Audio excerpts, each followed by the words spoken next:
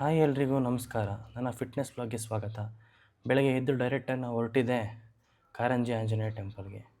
ಅಲ್ಲಿ ನಮ್ಮ ಬಾಸ್ ದರ್ಶನ ಮಾಡಿಕೊಂಡು ಆಶೀರ್ವಾದ ತಗೊಂಡು ಅಲ್ಲಿಂದ ಟೌನ್ ಹಾಲ್ಗೆ ಹೊರಟ್ವಿ. ಏನಂದರೆ 6 ವರ್ಷದ ನಂತರ ಮತ್ತೆ ನಾನು ಬಾಡಿ ಬಿಲ್ಡಿಂಗ್ ಕೆರಿಯರ್ ಸ್ಟಾರ್ಟ್ ಮಾಡಿದ್ದೀನಿ. ರಿಜಿಸ್ಟ್ರೇಷನ್ಸ್ ಎಲ್ಲ ಮುಗಿಸ್ಕೊಂಡು ಟ್ರಂಕ್ ನಂಬರ್ ಕಲೆಕ್ಟ್ ಮಾಡಿಕೊಂಡು ಸ್ವಲ್ಪ ಹೊತ್ತು ರೆಸ್ಟ್ ಮಾಡಿ ಮತ್ತೆ ಹೋಗಿದ್ದೆ ಈ ಟ್ಯಾನಿಂಗ್ ಮಾಡ್ಸೋಕ್ಕೆ.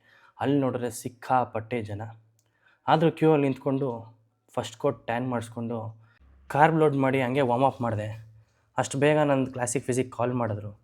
ಮತ್ತೆ ಇನ್ನೊಂದು ಕೋಟು ಟ್ಯಾನ್ ಮಾಡಿಸೋ ನೋಡಿದ್ರೆ ನನ್ನ ಟ್ಯಾನಿಂಗ್ ಎಲ್ಲ ಹಾಳು ಮಾಡಿಟ್ಟಿದ್ರು. ಏನಕ್ಕೆ ಅಂತ ಕೇಳಿದ್ರೆ ನಾವು ಮಾಡೋದೇ ಹಿಂಗೆ ಅಂದರು. ಆಮೇಲೆ ಮತ್ತೆ ಟ್ಯಾನ್ ಎಲ್ಲ ಕರೆಕ್ಟ್ ಮಾಡಿಕೊಂಡು ಬೇಗ ಹೋಗಿ ಸ್ಟೇಜ್ ಮೇಲೆ ನಿಂತ್ಕೊಂಡ್ರೆ 18 ಜನ ಇದ್ದಾರೆ.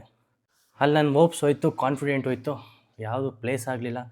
ಮತ್ತೆ ಬಂದು ನನ್ನ ಬಾಡಿ ಬಿಲ್ಡಿಂಗ್ ಹೆವಿ ವೇಟ್ ಕ್ಯಾಟಗರಿಗೆ ವಾರ್ಮ್ ಅಪ್ ಸ್ಟಾರ್ಟ್ ಮಾಡಿದೆ. ಅಲ್ಲಿ ನನ್ನ ವೈಫು ನನ್ನ ಫ್ರೆಂಡ್ಸ್ ಎಲ್ಲ ಒಳ್ಳೆ ಕಾನ್ಫಿಡೆಂಟ್ ಬೂಸ್ಟ್ ಮಾಡಿದ್ರು. ನನ್ನ ಕ್ಯಾಟಗರಿ ಇದ್ದಿದ್ದು 11 ಜನ ಹೆವಿ ವೆಯ್ಟಲ್ಲಿ. ಆದರೂ ಜಡ್ಜಸ್ ನನಗೆ ಟಾಪ್ 3ಯಲ್ಲಿ ಕಾಲ್ಔಟ್ ಮಾಡಿದ್ರು. ಏನಾಯಿತೋ ಗೊತ್ತಿಲ್ಲ, ಟಾಪ್ 4 ಕೊಟ್ಟಿದ್ದಾರೆ. But I am happy with the results.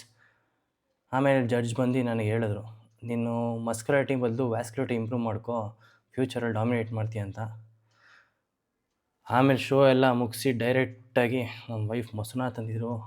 Carbs ತಿಂದು ಚೆನ್ನಾಗಿ ಎಷ್ಟೋ ದಿನ ಆದಮೇಲೆ ರೈಸ್ ತಿಂದೆ.